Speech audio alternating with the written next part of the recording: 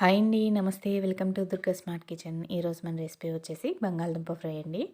బంగాళదుంప ఫ్రై అతుక్కోకుండా పొడి పొడిలాడుతూ ఈ విధంగా క్రిస్పీగా చేశారనుకోండి, చపాతీలోకి, రైస్‌లోకి చాలా బావుంటుంది. రైస్‌లో ఇదే విధంగా కర్రీని కలుపుకొని తినేయొచ్చండి. లేదా మీరు పప్పు కానీ, సాంబార్ కానీ, రసం కానీ చేసుకున్నప్పుడు సైడ్ డిష్‌గా పెట్టుకున్న చాలా బావుంటుంది. మీరు కూడా తప్పకుండా ట్రై చేయండి. ముందుగా ఇక్కడ అరకిలో బంగాళదుంపలను తీసుకొని చెక్కు తీసుకొని ఈ విధంగా ముక్కలుగా కట్ చేసుకోవాలండి. అన్నీ ఒకే సైజు చిన్నగా కాకుండా మీడియం సైజు ముక్కలుగా కట్ చేసుకొని ఒక 2 సార్లు కడిగిన తర్వాత ఉప్పు నీళ్ళల్లో నానబెట్టుకోండి. ఈ విధంగా ఉప్పు నీళ్ళల్లో వేయటం వలన కలర్ అనేది చేంజ్ అవ్వకుండా ఉంటుంది. ఇప్పుడు స్టవ్ ఆన్ చేసుకొని అడుగు మందంగా ఉన్న ఒక కళాయి పెట్టుకోండి. అందులో 2 టేబుల్ స్పూన్ల నూనె వేసుకోవాలి.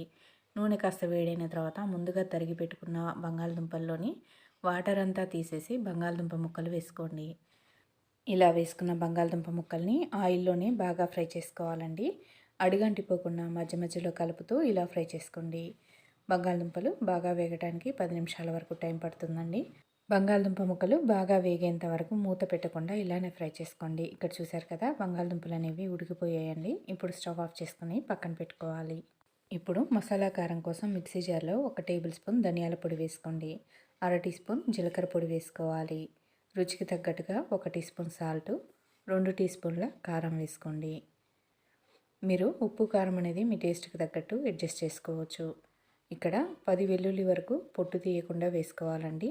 ఒకసారి మూత పెట్టుకొని ఒక పల్స్ ఇస్తే సరిపోతుంది. వెల్లుల్లి కారాన్ని ఇక్కడ చూస్తున్నారు కదా, ఈ విధంగా పొడి పొడిగా వచ్చేలాగా మిక్సీ పట్టుకొని పక్కన పెట్టుకోండి. ఇప్పుడు స్టవ్ ఆన్ చేసుకొని వేరొక కళాయి పెట్టుకోవాలి. అందులో 3 టేబుల్ స్పూన్ల వరకు నూనె వేసుకోండి. ఈ బంగాళదుంప ఫ్రైకి ఆయిల్ కాస్త ఎక్కువగానే పడుతుందండి. ఇప్పుడు పోపు దినుసులు వేసుకోవాలి. పచ్చెనపప్పు, మినపప్పు, ఆవాలు, జీలకర్ర వేసుకొని బాగా ఫ్రై అయ్యేంత వరకు ఫ్రై చేసుకోండి. పోపు దినుసులు వేగిన తర్వాత ఒక 2 ఎండుమిరపకాయలు వేసుకోండి. పావు టీ స్పూన్ పసుపు వేసుకోవాలి. 2 రెమ్మల కరివేపాకు వేసుకొని ఒక 2 నిమిషాలు ఫ్రై చేసుకోండి. ఇలా పోపు అంతా బాగా ఫ్రై చేసుకున్న తర్వాత మనం ముందుగా వేయించి పెట్టుకున్న బంగాళదుంప ముక్కల్ని వేయించుకున్న పోపులు వేసుకొని బాగా కలిసేలాగా కలుపుకోండి. బంగాళదుంప ముక్కలు అనేవి క్రిస్పీగా వేగేంత వరకు ఇదే విధంగా కలుపుతూ ఫ్రై చేసుకోవాలండి. బంగాళదుంపలు బాగా క్రిస్పీగా వేగడానికి మీరు నాన్ స్టిక్ కడాయిని కానీ లేదా ఐరన్ కడాయిని కానీ తీసుకుంటే బాగా ఫ్రై అవుతాయి. అడుగంటిపోకుండా బాగా ఫ్రై అయ్యేంత వరకు ఇలా ఫ్రై చేసుకుంటూ ఉండండి. మనకి 10 నిమిషాల వరకు టైం పడుతుందండి. బంగాళదుంపలు కలర్ చేంజ్ అయ్యి క్రిస్పీగా వేగడానికి 10 నిమిషాల వరకు టైం పడుతుంది. అంతవరకు జాగ్రత్తగా కలుపుతూ ఫ్రై చేసుకోండి. ఈ విధంగా మంచి కలర్ వచ్చేంత వరకు ఫ్రై చేసుకున్న తర్వాత మనం ముందుగా ప్రిపేర్ చేసుకున్న మసాలా కారం ఉంది కదండి, ఆ కారం వేసుకొని కలుపుకోవాలి. మసాలా కారం వేసిన తర్వాత ఎక్కువసేపు ఫ్రై చేయకూడదండి. కారం అనేది మాడిపోతే కర్రీ టేస్ట్ అంతా మారిపోతుంది.